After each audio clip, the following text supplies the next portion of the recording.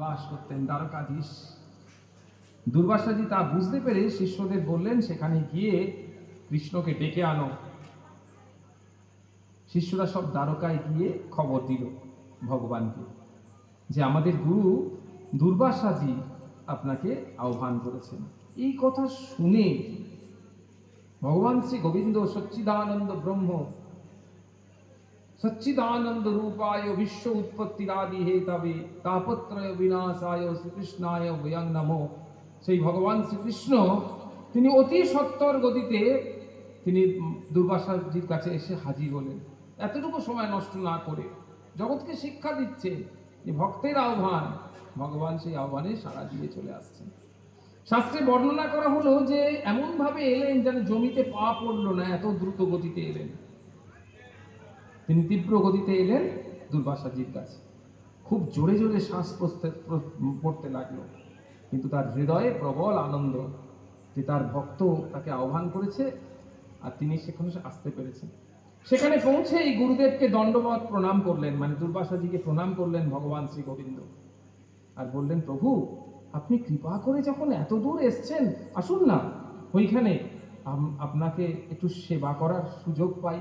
প্রেমময়ী সেবার মাধ্যমে আমরা কৃতকৃতার্থ হই, ধন্য হই। দুর্বাসাজি হেসে বললেন, না কৃষ্ণ, পরে একদিন যাব। কিন্তু ভগবান শ্রী গোবিন্দ দেখুন লীলার প্রেক্ষাপট রচনা করছেন। আমরা বললাম কি একটি লীলা করবেন, সেই লীলার প্রেক্ষাপট রচনা করছেন ভগবান। তাই কি বললেন, হাত জোড়ো করে সেই দুর্বাসাজির কাছে এত অনুনয় বিনয় করলেন যে দুর্বাসাজি বললেন, ঠিক আছে হে গোবিন্দ, তুমি যখন এত করে বলছো বারবার, তাহলে আমি তোমার কাছে যাচ্ছি, কিন্তু আমারও একটা শর্ত আছে। বলে কি শর্ত? বললো, দেখো এখান থেকে দ্বারকা নগরী খুবই কাছে, একদম সামান্য, কিন্তু আমি পায়ে হেঁটে যেতে চাই না। বলুন, হ্যাঁ প্রভু আপনি কি যাবেন বলুন? বললো, আমি ঘোড়ার গাড়িতে যাব। বললো, কোনো অসুবিধা নেই, আমি এক্ষুনি ঘোড়ার গাড়ি আনয়ন করে দিচ্ছি। বলে, ঘোড়ার গাড়ি আনয়ন করো, তাতে কোনো অসুবিধে নেই, কিন্তু সেই ঘোড়ার গাড়িতে ঘোড়া রাখবে না। তাহলে বলি, তাহলে কে চালিয়ে নিয়ে যাবো? বল, টেনে নিয়ে যাবে তোমরা, তুমি রুক্মিণী মা এরা, একদিকে তুমি টানবে আর অন্যদিকে তোমার পাটরানী রুক্মিণী মা টানবে।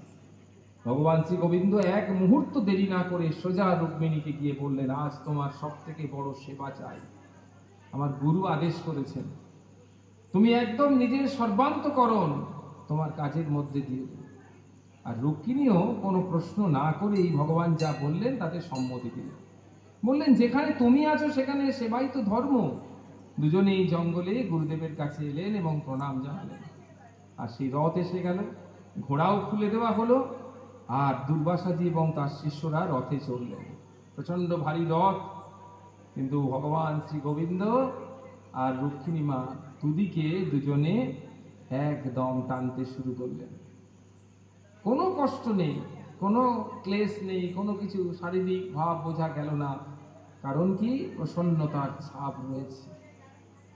আর প্রসন্নতার ছাপ দিয়ে তিনি জগৎকে কি শেখালেন?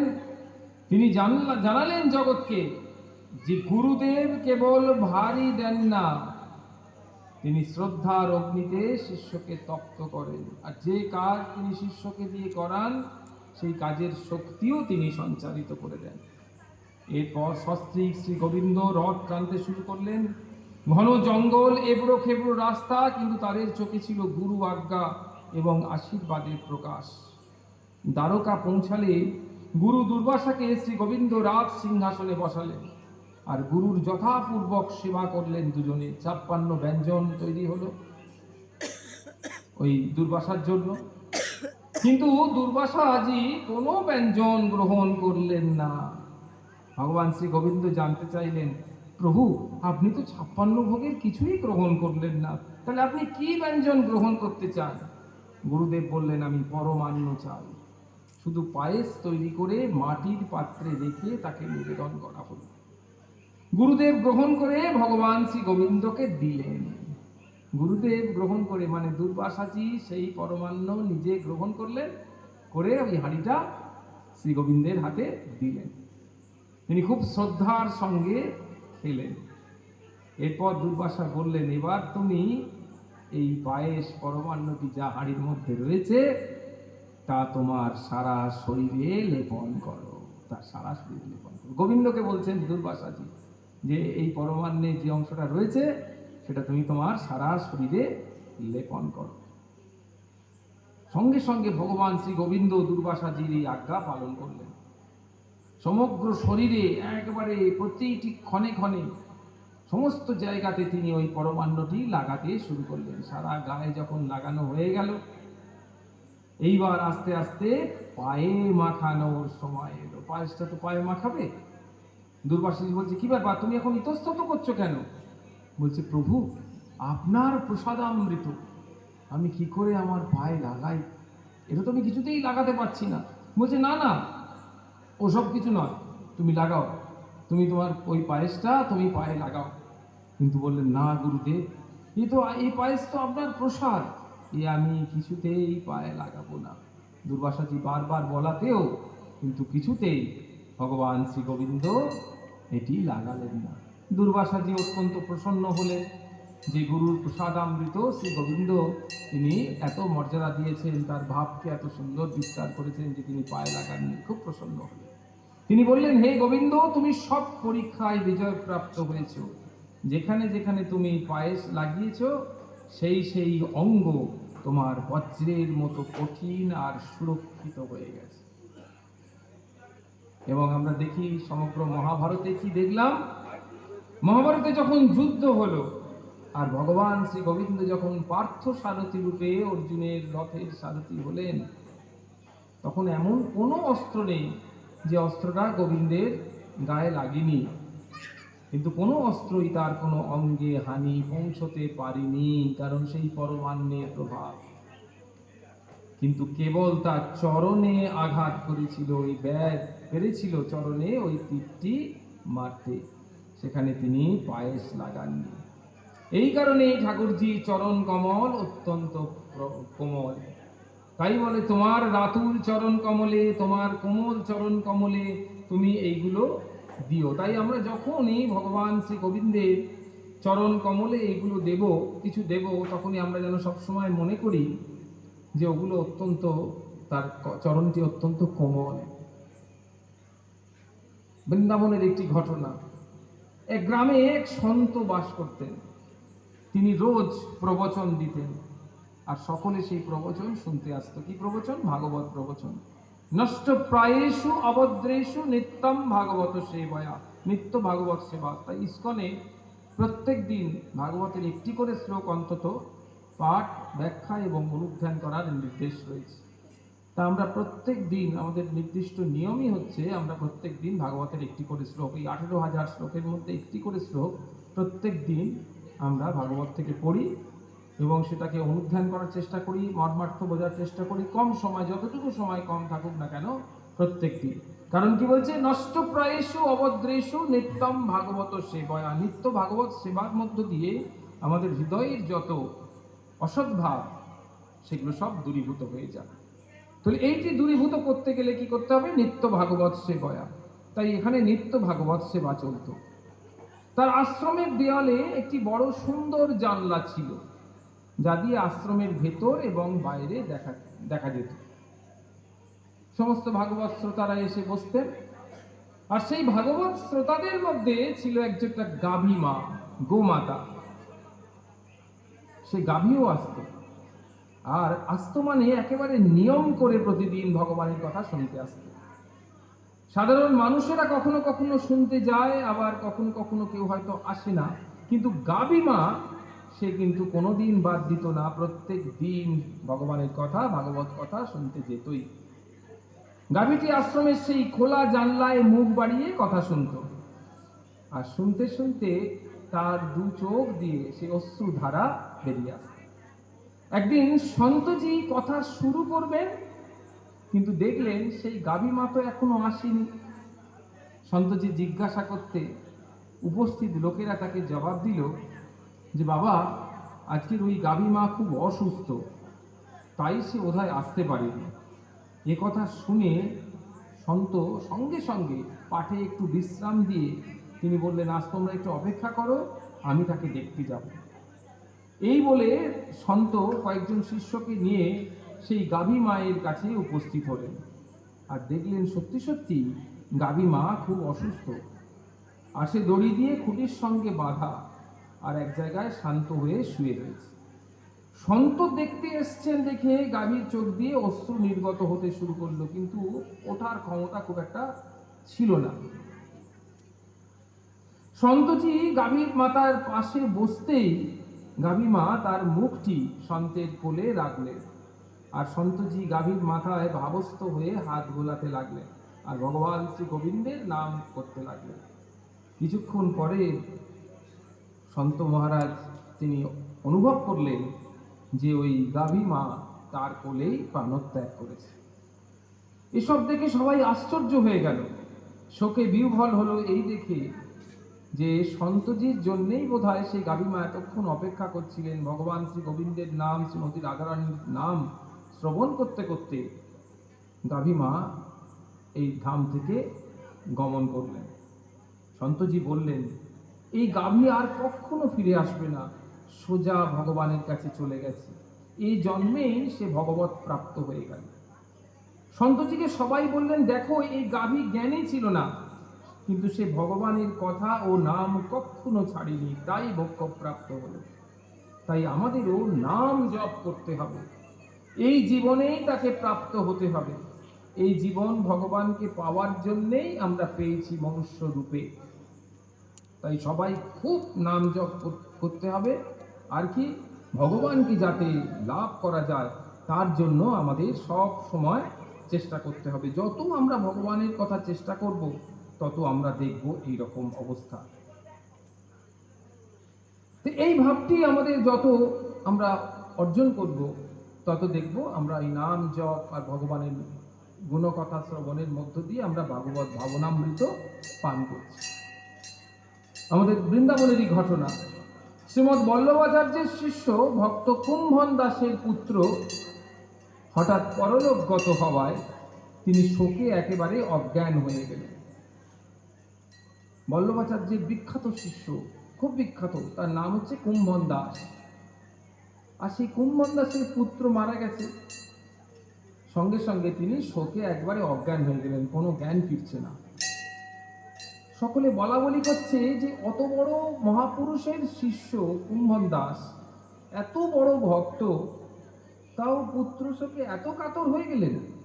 কেউ মারা গেলে শোক হয় বটে, কিন্তু সাধারণ মানুষের তো এত শোক হয় না। ইনি এত ভক্ত, তবুও এর এত অবস্থা। গ্রামের লোকেরা বলল, তার ভক্তি যতটা মনে হয় ততটা নয়। এই কথা বলা বলি করতে লাগলো। একজন প্রবীণ লোক ছিলেন, তিনি বললেন, দেখো আমরা এইসব কথা বলছি, এসব কথার কোনো মানে হয় না, চলো সকলে গিয়ে তার গুরুদেবকে গিয়ে বলি। সকলে এসে গুরুদেবকে বলল, আর গুরুদেব বললেন, ঠিক আছে, প্রভুর কৃপায় তার চরণে শরণাগত হয়ে আমরা চলো তাকে দেখতে যাব। গুরুদেবের মুখে প্রসন্নতার হাসি, গুরুদেব অন্তর্যামী, তিনি সবটা জানতে পারলেন। গুরুদেব বললেন, তিনি পুত্রের প্রতি মোহ মমতা বশত তার মৃত্যুতে মূর্ছিত নন, এটার অন্য কারণ আছে। গ্রামের লোক সবাই একদিকে দাঁড়িয়ে আছে, সব মানে ওই কুম্ভন দাসের পুত্রের মৃতদেহ সেটা রয়েছে, আর তার পাশে কুম্ভন দাস অজ্ঞান হয়ে পড়ে আছে। গুরুদেব কুম্ভন দাসের কানের কাছে গিয়ে বললেন, কুম্ভন দাস, আমি এসেছি তোমার গুরুদেব, আমি জানি তুমি কেন অজ্ঞান হয়ে আছো।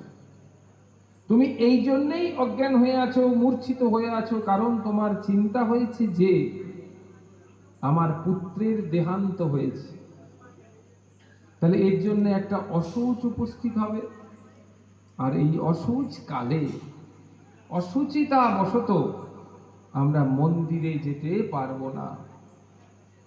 বিনা দর্শনে তুমি থাকতে পারো না। তুমি চিন্তা করো না, মন্দিরের দরজা আমি খুলে দেব, তুমি রাস্তা থেকে রোজ দর্শন করো, তাহলে আর কোনো অসুবিধা হবে না। যারা ভক্ত ভগবানের সেবা ব্যতিরেকে একটা দিনও থাকতে পারে না। এই নিয়ে একটা খুব সুন্দর কাহিনী আছে, অল্প সময়ের মধ্যে আমরা সেই কাহিনীটাও অনুধান করার চেষ্টা করব। সেই কুম্ভন দাসের মূর্ছা সঙ্গে সঙ্গে কেটে গেল, কুম্ভন দাস উঠে পড়লেন আর গুরুদেবকে প্রণাম করলে বললেন, প্রভু আমি এটাই চাই, যাই ঘটুক, যা কিছু হয়ে যাক, কিন্তু আমরা যেন আমার প্রভুর নিত্য দর্শন থেকে কখনো বঞ্চিত না হই। গুরু খুব প্রসন্ন হলেন শিষ্যের এমন ভক্তি দেখে। এটি হচ্ছে স্বাভাবিক ব্যাপার যে ভগবান এর দর্শন থেকে যেন আমরা কখনো বঞ্চিত না হই। ভগবানের দর্শন থেকে বঞ্চিত হওয়া মানে কি খুব সাংঘাতিক অবস্থা। এই অবস্থার থেকে যদি আমরা বেরোতে না পারি তাহলে কিন্তু খুব সমস্যা হয়ে যাবে। সেই সমস্যা থেকে আমাদের মুক্তি পাওয়ার জন্য চেষ্টা করতে হবে যে আমরা মনের প্রাণে ভগবানকে দর্শন করব, যেটা মানস দর্শন। ঠিক এরকম একটি কাহিনী রয়েছে পুরাণে। একবার নারদজি আর গরুড়জির অভিমান হলো যে আমাদের থেকে বড় ভক্ত ভগবানের আর কেউ নেই। ঠাকুরজি তাদের মনের ভাব বুঝতে পেরে বললেন, ঠিক আছে, একটা কাজ করো। বলল, কি প্রভু আপনি যা বলবেন। বললে, তোমরা শ্বেত দ্বীপ চলে যাও, শ্বেত দ্বীপ তোমরা ঘুরে এসো, আর সেখানকার ভক্তদের একটু দর্শন করে এসো, তো এসে আমাকে সব জানাবে। তারা ভগবানের আদেশ পালন করলেন আর সেখানে গিয়ে দেখলেন সেখানে রাধাবল্লভ লালজির বিরাট মন্দির রয়েছে, আর সেখানে ভগবানের বিগ্রহ, একেবারে চেতন বিগ্রহ সেখানে বর্তমান। পূজারী পুজো করছেন আর বহু ভক্ত সামনে দাঁড়িয়ে দীর্ঘক্ষণ ওই শাস্ত্রু নয়নে, মানে একবার অশ্রু সজল নয়নে রাধাবল্লভজির দর্শন করে যাচ্ছে। আরতি হচ্ছে, পূজা হচ্ছে, পুষ্পাঞ্জলি হচ্ছে, স্তোত্রাদি পাঠ হচ্ছে, সে সমস্ত হচ্ছে, আর তারা কিন্তু নয়নাভিরাম রূপ মাধুর্য অবলোকন করে যাচ্ছে। সেই প্রেম মাধুর্য সেই ভক্তের সঙ্গে বিনিময় হচ্ছে। ভক্ত যখন ভগবানকে দর্শন করেন, সেই দর্শনের মাধ্যমে কি হয় না, খুব সুন্দর করে বলছে কি, বিক্ষণে মোহ যায়, পারস্পরিক ভাব বিনিময় হয়। খুব সুন্দর করে রয়েছে আমাদের জগন্নাথ পুরীর ঘটনা। ভগবান চৈতন্যদেব তিনি গরুস্তম্ভের কাছে ভগবান জগন্নাথ দেবকে দর্শন করছেন, আর সেই সময় হাত রেখে আর দর্শন করছেন, একেবারে সমাধিস্থ, প্রায় অন্তর্দশার কাছাকাছি চলে গেছে। আর এক মহিলাও পাঁচিলের ওপরে দাঁড়িয়ে দাঁড়িয়ে ভগবান জগন্নাথ দেবকে দর্শন করতে করতে ধারে চলে এসেছেন। ঠিক জগন্নাথ দেবকে দর্শন করতে ঠিক পাচ্ছেন না, তিনিও কিন্তু একবারে বিহ্বল চিত্তে জগন্নাথ দেবকে দর্শন করছেন, আর পাচ্ছেন না। ক্রমশ যে একেবারে পাঁচিলের ধারে চলে এসেছেন বুঝতে পারিনি। একটা পা পাঁচিলে আর একটা পা মহাপ্রভুর কাঁধের ওপর রেখেছেন। মহাপ্রভু সমাধিস্থ, পাঁচিলটাও যেরকম, মহাপ্রভুর দেহটাও সেরকম জড়বৎ একদম। আর সঙ্গে সঙ্গে নিত্যানন্দ মহাপ্রভু থেকে শুরু করে পঞ্চতত্ত্ব, অদ্বৈত আচার্য, গদাধর, শ্রীবাস, তারা সব রয়েছে, তারা রে রে করে চিৎকার করে উঠেছে। মহাপ্রভু হাত নেড়ে তাদেরকে বারণ করলেন, বলছে না, ভক্ত যখন ভগবানকে দর্শন করে তার দর্শনের বাধা হতে যেও না।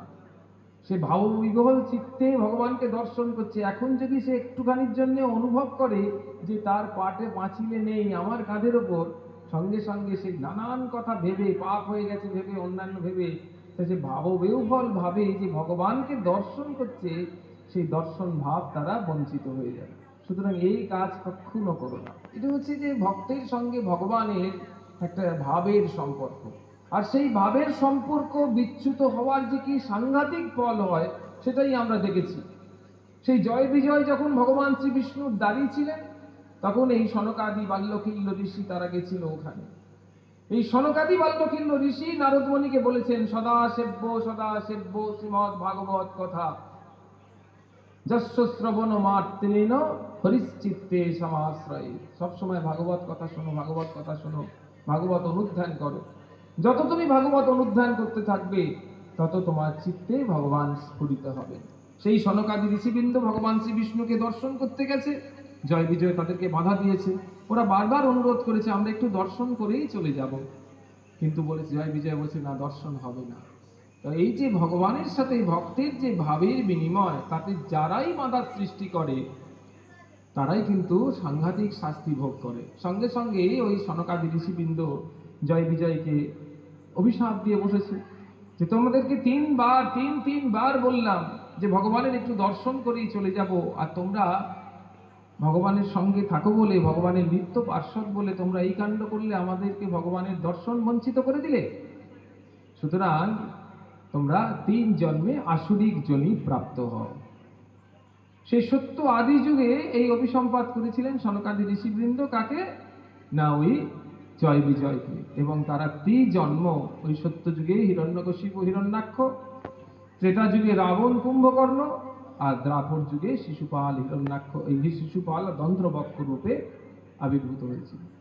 তাহলে এই যে ভক্তের সাথে ভগবানের দর্শনের যারা বাধা সৃষ্টি করে, তাদের পরিণতিটা ঠিক এরকম হয়। কি সাংঘাতিক পরিণতির কথা!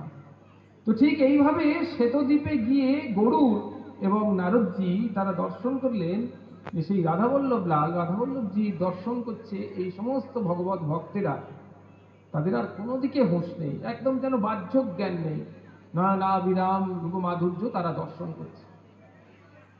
নয়নাভিরাম রূপমাধুর্য দর্শন করতে করতে নারদ আর গরুড়ও দাঁড়িয়ে গেছেন সেখানে, তারাও দর্শন করছে।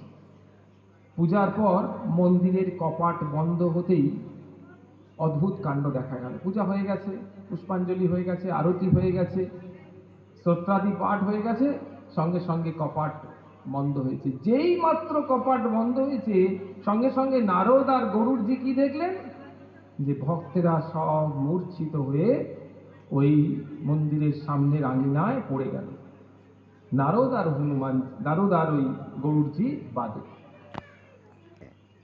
তারা গিয়ে দেখলেন প্রত্যেকে কারুর প্রাণের সাড়া নেই। পরদিন যখন মন্দির খোলা হলো, ততক্ষণ পর্যন্ত অপেক্ষায় ছিলেন। যখন মন্দির খোলা হলো, তখন আবার তাদের মধ্যে প্রাণের সাড়া জাগলো, তারা আবার উঠে রাধাবল্লভজির দর্শন করতে লাগলো। এমন অদ্ভুত ব্যাপার দেখে নারদ এবং গরুড়জি তারা সেই রাধাবল্লভজির যে পূজারী মহারাজ ছিলেন তাকে জিজ্ঞাসা করলেন, প্রভু এটা কিরকম ব্যাপার ঘটলো? পূজারী বললেন, শ্বেতদ্বীপের ভক্তদের প্রাণ রাধাবল্লভজির হৃদয়ে সমর্পিত হয়ে আছে। তারা রাধাবল্লভজির সামনে থাকলে জীবিত থাকে, আর রাধাবল্লভজির অদর্শনে প্রাণ আর শরীরে থাকে না, প্রাণ বিসর্জন করে। মানে প্রাণটাই তো ভগবানের চরণে দেওয়া, ওই দর্শনের মধ্যে দিয়ে এটা হয়। যেই কপাট বন্ধ হয়ে গেল মানে দর্শন বন্ধ, সঙ্গে সঙ্গে তারা মূর্ছিত হয়ে গেল, যেন প্রাণত্যাগ করেছে। নারদজি বলছেন, নারদীয় ভক্তি সূত্রে রয়েছে, কি বলছেন সেখানে বলছেন কি সুন্দর কথা, তদ বিস্মরণেন পরম ব্যাকুলতা ইতি। যখন তার স্মরণ না হবে তখন পরম ব্যাকুলতা জাগবে। বলছে নয়ন পথ ভব তুমি, হে জগন্নাথ স্বামী নয়ন পথ গামী ভব তুমি। আমি তোমাকে দেখতে পাচ্ছি না, তুমি নয়ন পথে এসো, কারণ তোমার বিরহ আর আমি সহ্য করতে পারছি না। তখন নারদ আর গরুড়জি এই সমস্ত সাংঘাতিক ঘটনা দেখে, তাদের ভক্তি প্রেম নিষ্ঠা ভালোবাসা দেখে তাদের অভিমান চলে গেল। আমরা তো কখনো ঠাকুরজিকে দেখি এরকম না, আমাদের তো এরকম হয় না, কতক্ষণ তো ঠাকুরজিকে ছেড়ে বসে রয়েছি, কোথায় আমার তো এরকম অবস্থা হচ্ছে না, এরা তো এক মুহূর্তও থাকতে পারছে না। সুতরাং কি সাংঘাতিক জিনিস। আরেকটি ছোট্ট কাহিনী বলে আজকের আমরা ভাগবতের বিশ্রাম দেব। এটি যে তুলসীদাস